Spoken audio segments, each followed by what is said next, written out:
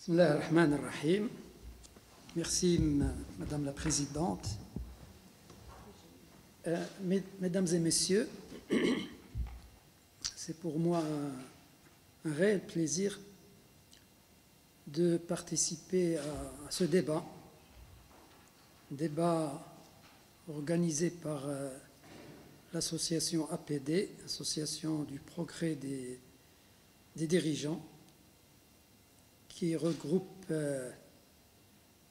comme j'ai compris, un grand nombre de dirigeants responsables, cadres dans des entreprises et dans différents secteurs d'activité.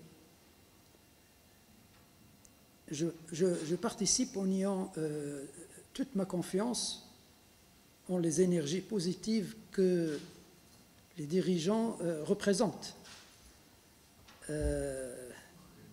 qui font le Maroc d'aujourd'hui, qui contribuent, Inch'Allah, à préparer le Maroc de demain, celui qui pourra répondre à toutes les attentes et aussi répondre aux défis de son nouveau modèle de développement.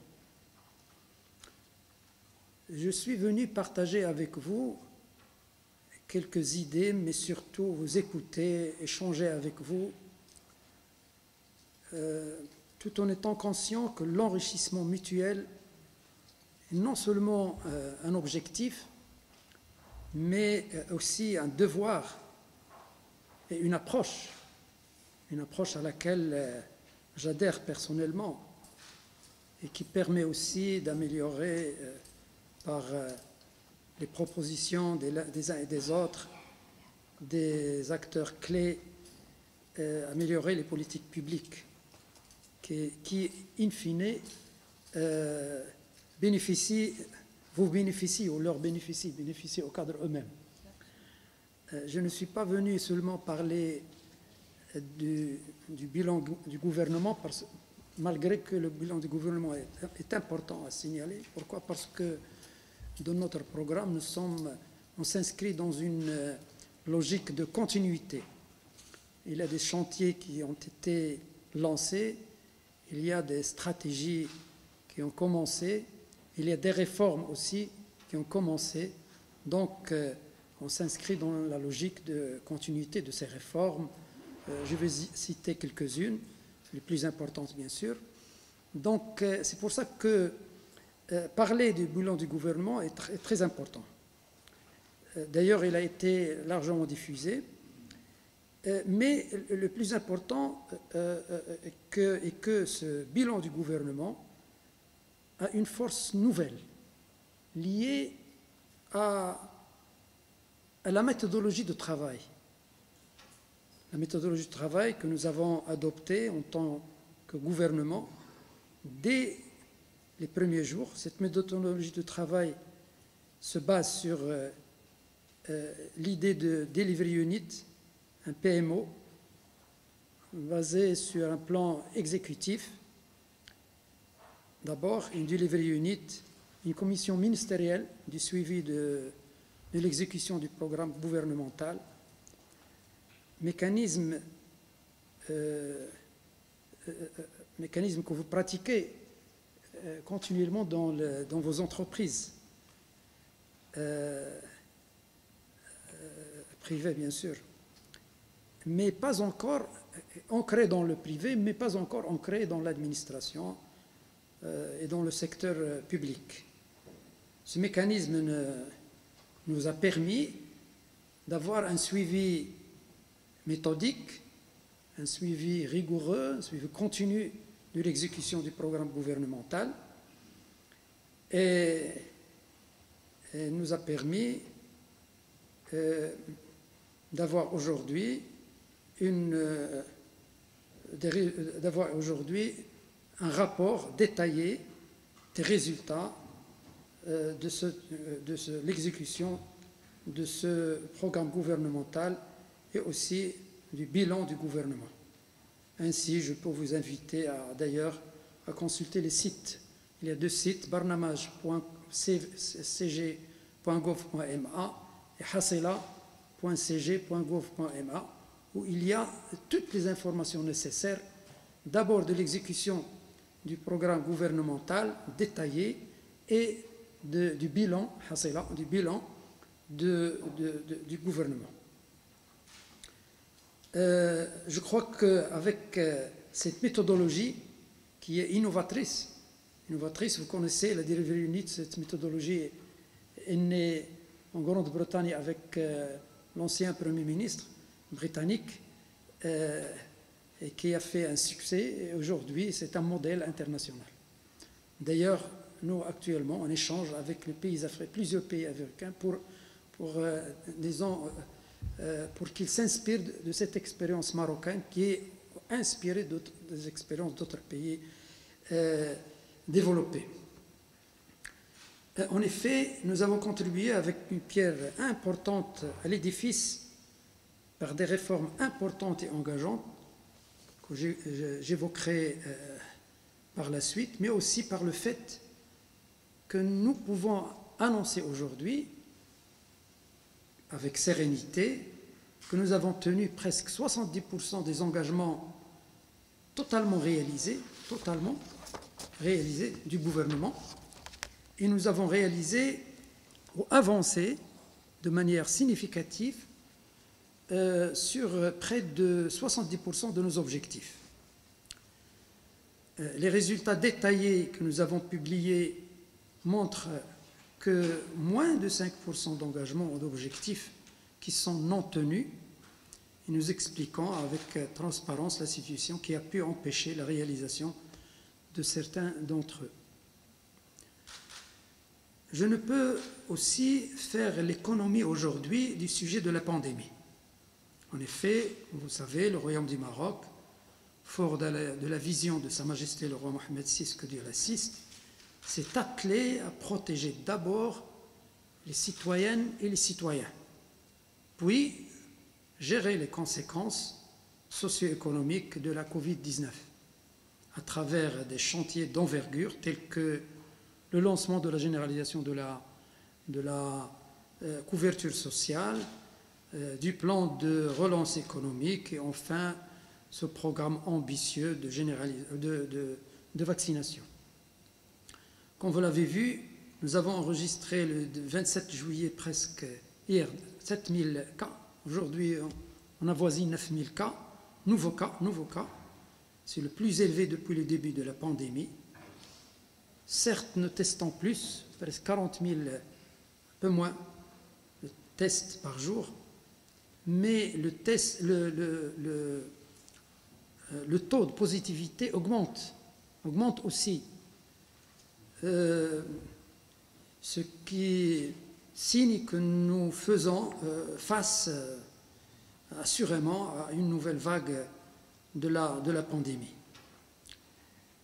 Les acquis de la politique de vaccination, qui est de loin la plus ambitieuse en Afrique, disons actuellement qu'on a presque un peu plus de 10 millions de Marocains qui ont reçu les 2 doses de vaccin, ça constitue plus de 2/3 des Africains vaccinés.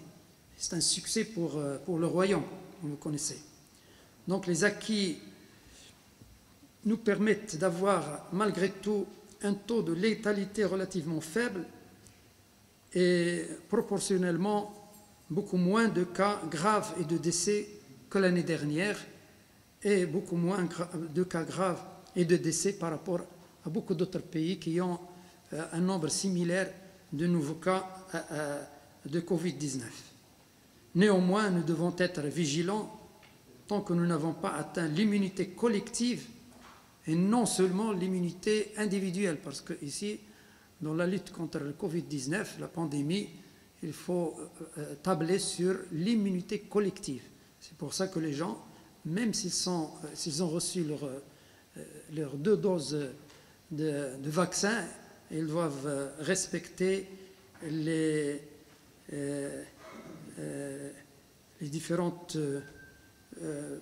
c'est-à-dire la distanciation, le masque, etc. Ils doivent rester vigilants, les gestes barrières. Mais nous avons, comme vous savez,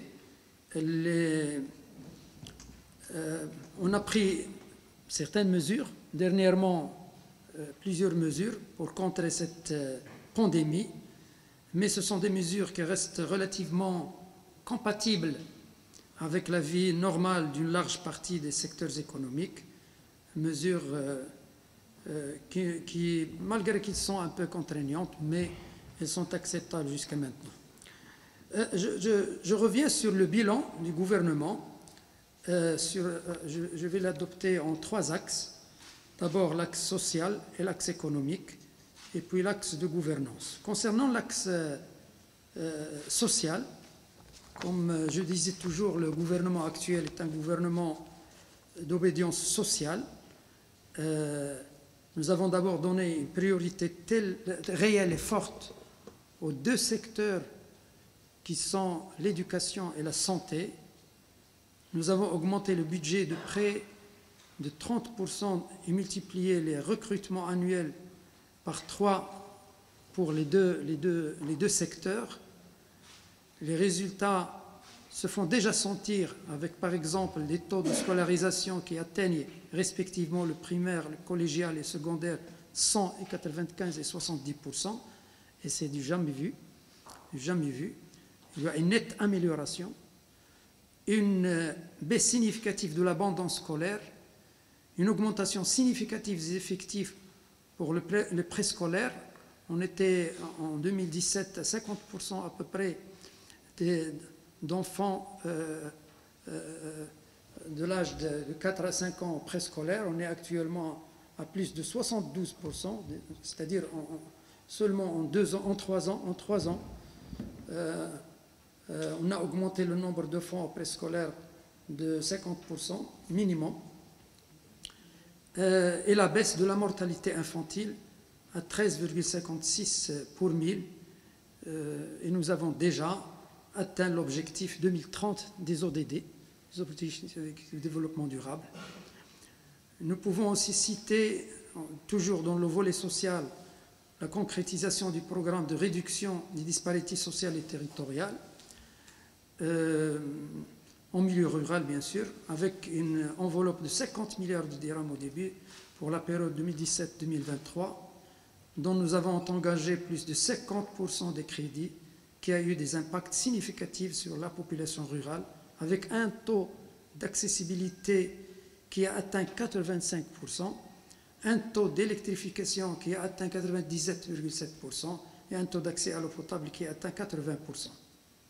Ce sont tous des chiffres qui sont améliorés d'une façon significative. Le renforcement du fonds d'appui à la cohésion sociale, l'extension de la couverture médicale de base, qui est un chantier très important qu'on avait lancé depuis 2017, à travers principalement le lancement du système de couverture des indépendants, des étudiants, avec une couverture qui a atteint aujourd'hui 70%, alors qu'on était au début à moins de 60%, ce qui s'inscrit parfaitement de la perspective du nouveau projet royal de généralisation de la couverture médicale à tous les citoyens. Sur le deuxième volet, c'est le volet économique, qui constitue la deuxième priorité, le renforcement du tissu économique et le renforcement du climat des affaires. Comme le montre, comme vous le savez, la progression notable du Maroc au classement Doing Business. On était à 85%, je crois, en 2016. On est actuellement à 53e dans le Doing Business. Et aussi l'adoption pour la première fois d'une politique nationale en la matière, c'est-à-dire en matière de climat des affaires. Les grandes réformes menées, telles que la réforme des centres régionaux d'investissement, ont marqué le mandat avec des résultats concrets dès la première année, ce qui est le 2019, et ont renforcé la résistance du Maroc face à la pandémie, et pour certains ayant connu une résilience même avec la pandémie. Je citerai notamment les IDE, la création d'entreprises qui a beaucoup augmenté en 2020, même en 2020, la diminution les faillites des entreprises, la dynamique de l'investissement privé, les délais de paiement qui se sont améliorés. Donc il y a beaucoup de chantiers où il y a des avancées. Le mandat a été marqué par des stratégies ambitieuses pour les nouveaux leviers de croissance avec l'adoption de la stratégie nationale de développement durable, la poursuite des grandes infrastructures avec l'inauguration du port de Tanger Med 2, le LGV, mais aussi le lancement d'une dizaine de grands barrages, surtout les projets d'énergie renouvelable qui ont permis de couvrir désormais 37% de la couverture électrique. On table sur 42% dans quelques années et 52% en 2030. Donc c'est le deuxième pilier. Le troisième pilier, c'est la gouvernance, la modernisation de l'administration. On en a parlé tout à l'heure. Nous n'avons pas pu tout régler, bien sûr, en ce qui concerne ce chantier, mais nous avons des réalisations importantes. Nous sommes sur la bonne voie. Nous avons pu d'abord parachever l'arsenal juridique en ce qui concerne la régionalisation, avec 70 décrets approuvés dès les 2 premières années, la concrétisation de la déconcentration après des années de latence, les efforts de simplification et modernisation des procédures, avec notamment Shikaya.ma et dernièrement Idarati.ma, qui est un projet très ambitieux, l'adoption de la loi sur la simplification administrative. Pour la première fois, on a une loi sur la simplification administrative et qui va permettre un choc de simplification en ce qui concerne toutes les procédures administratives. Enfin, la lutte contre la corruption, avec des progrès notables. Bien sûr, on n'a pas atteint tous nos objectifs, mais il y a des progrès notables. Aussi avec le lancement effectif de la stratégie nationale de lutte contre la corruption, et de la mise en place de ces instances et aussi ces outils de suivi. Je tiens aussi à préciser que ce mandat a été fondateur. Et ça, c'est un point clé. Il est fondateur sur plusieurs plans, puisqu'il a permis d'acter la conception de réformes phares, telles que d'abord la réforme de CRI dont j'ai parlé tout à l'heure, la déconcentration, mais aussi d'adopter quatre lois cadres. Pour la première fois qu'on a des lois cadres pour des réformes importantes. D'abord, on a la loi cadre du système d'éducation-formation. Deuxièmement, la loi cadre fiscale. Troisièmement, la loi cadre sur la réforme des entreprises et établissements publics. Et enfin, la loi cadre sur la réforme du secteur la loi cadre sur la réforme des entreprises et établissements, sur la couverture sociale. Donc, 4 lois cadres, c'est la première fois qu'on a, parce que la loi cadre, c'est une stratégie, et qui va impacter le travail des gouvernements prochains sur 10 ans, parfois 15 ans.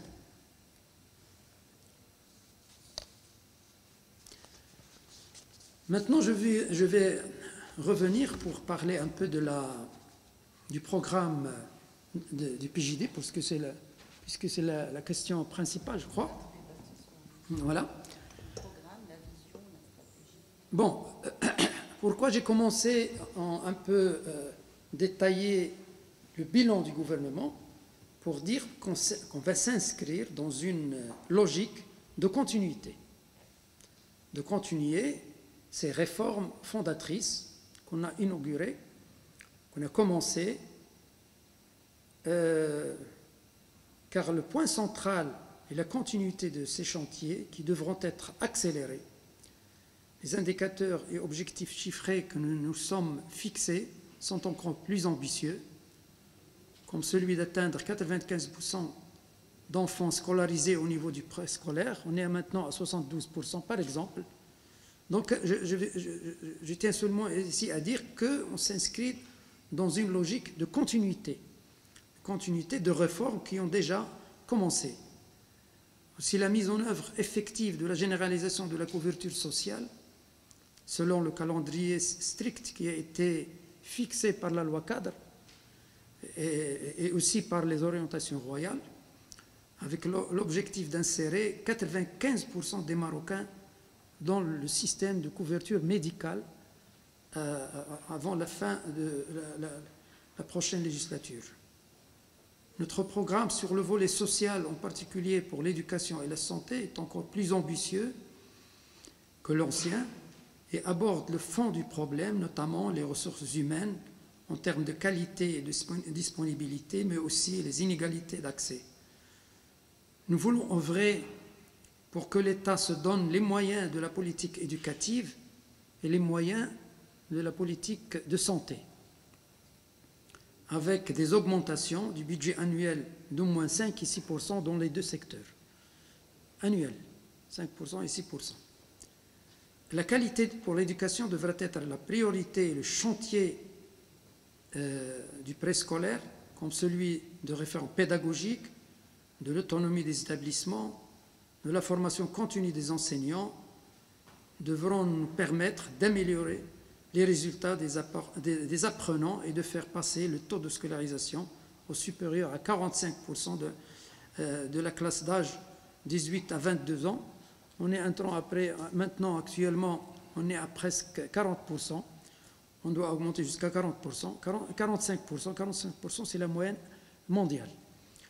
Et c'est même l'objectif des ODD, je crois. Au niveau des politiques sociales, le registre social unique devra être opérationnalisé. D'ailleurs, la loi a été déjà votée et le Conseil du gouvernement a adopté les textes d'application de cette loi. Donc, il reste à mettre en œuvre le registre social unique. On va le faire dès le début du mandat afin de permettre le respect du calendrier de la généralisation de la protection sociale, notamment les échéances du 2022 pour la couverture médicale. Puis les autres échéances jusqu'à 2025 pour les IPE, les allocations familiales et les retraites. Les programmes, parce qu'ils sont tous, les trois, sont englobés dans le programme de couverture sociale, comme c'est cité dans la loi cadre. Les programmes pour le monde rural aussi sont une priorité. Une deuxième phase du programme de réduction des disparités devra être lancée, donnant une plus grande importance à l'autonomisation économique des jeunes dans le monde rural, tout en ayant pour objectif la généralisation quasi totale de l'accès aux routes, à l'eau potable et à l'électricité d'ici 2026, tout en utilisant des méthodes adaptées aux régions à forte spécificité. Au niveau économique, bien sûr, nous souhaitons mettre en œuvre une politique de transformation économique complémentaire à la politique nationale d'environnement des affaires qui, nous souhaitons, permettra au Maroc de changer sa structure économique en l'orientant plus vers les secteurs clés tels que les industries de pointe, les intelligences artificielles, le numérique, les bio et la nanotechnologie, portées notamment par les start-up et par les PME et TPE marocaines. De nombreux mécanismes sont prévus, notamment à côté du système d'incitation, la mise en œuvre de la politique nationale de l'environnement des affaires, qui a été adoptée il y a quelques semaines au niveau des CNEA, la Commission nationale du climat des affaires, où le privé participe activement avec l'objectif de passer parmi les 40 pays au classement mondial du climat de Doing Business, être parmi les 40 premiers internationaux. Tout en renforçant la réforme des CRI, nous allons œuvrer pour les incitations attribuées par la Commission des investissements pour que ces incitations aillent plus vers des projets porteurs de transfert de savoir-faire, de durabilité, de création d'emplois. L'essentiel, c'est de manière générale, le système incitatif doit être simplifié. Un autre volet important, c'est que la réforme du cadre, du code du travail aussi, qui était parmi les, disons, les chantiers qui étaient sujet de discussion avec le patronat et avec les syndicats, qui n'a pas malheureusement démarré. Cette réforme du code du travail doit être revue dans une logique de concertation avec toutes les parties. Nous avons ainsi comme priorité dans notre programme aussi les jeunes en termes de création d'emplois durables et adaptés à leur qualification. Nous consoliderons l'expérience du mandat actuel, PNPE. C'est un programme national adapté avec des programmes de création d'emplois encore plus ambitieux, permettant de faire baisser le chômage à moins de 9%. C'est ça l'objectif. On est actuellement, avec la pandémie, à 11,9%, je crois, actuellement, avec une priorité pour le monde rural, l'auto-emploi et l'auto-entrepreneuriat. Vous savez que ce programme d'auto-entrepreneuriat a beaucoup réussi. On avait comme objectif d'atteindre en 2021 100 000 auto-entrepreneurs. On est actuellement à quelques 300 000. C'est grâce à la pandémie Covid-19 qui a incité plus les jeunes à adhérer à ce programme. On a comme ambition d'atteindre 500 000 auto-entrepreneurs en 2026. Nous sommes enfin un des partis à avoir proposé un axe sur la transformation digitale, qui est une transformation fondamentale. Nous voulons faire du mandat un mandat de la numérisation de toutes les procédures administratives, un mandat de transformation digitale, de développement numérique, de l'économie numérique, parce que c'est un volet très important. Nous avons discuté tout à l'heure que c'est parmi les opportunités apportées par la pandémie qui nous a fait connaître que c'est une nécessité aujourd'hui de faire cette transformation au niveau du numérique. Nous avons fixé beaucoup d'objectifs. Je ne vais pas les citer maintenant, mais nous avons tout un tableau avec des objectifs chiffrés. Je tiens à la fin d'insister sur une chose importante, c'est qu'améliorer la vie politique est aussi une des priorités de notre parti. Pourquoi? Parce que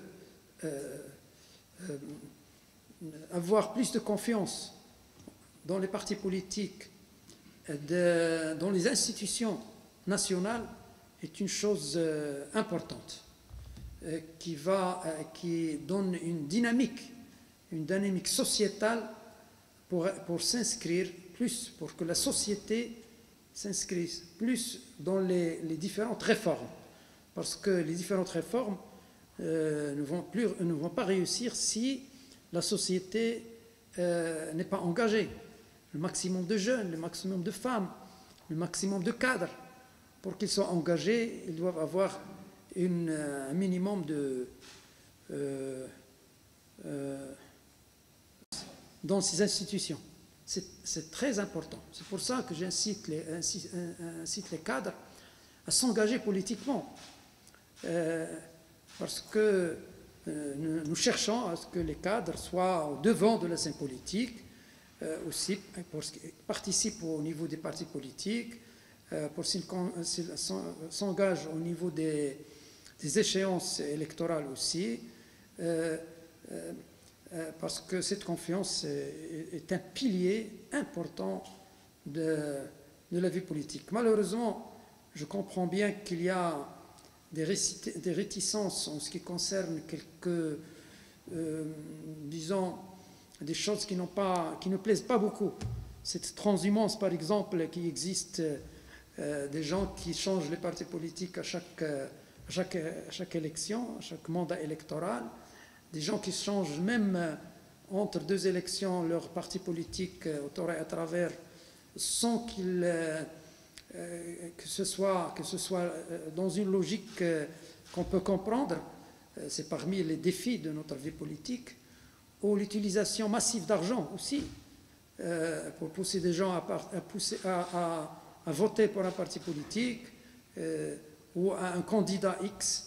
Cette utilisation d'argent pour séduire l'électorat est aussi un des points négatifs de notre vie politique et électorale, mais on doit lutter, on ne doit pas quitter la scène politique, on doit lutter, on doit rester ici, on doit essayer de donner le bon exemple, essayer de donner le bon exemple, essayer d'inciter les gens à participer. D'ailleurs, parmi les choses que tout le monde va attendre dans les échéances électorales prochaines, c'est le taux de participation que nous souhaitons qu'il va être un taux, c'est-à-dire acceptable, au moins 45% ou plus de 50%. Espérons-le,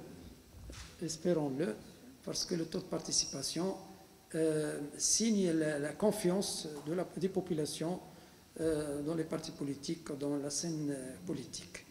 Voilà quelques éléments de réflexion que je tiens à partager avec vous.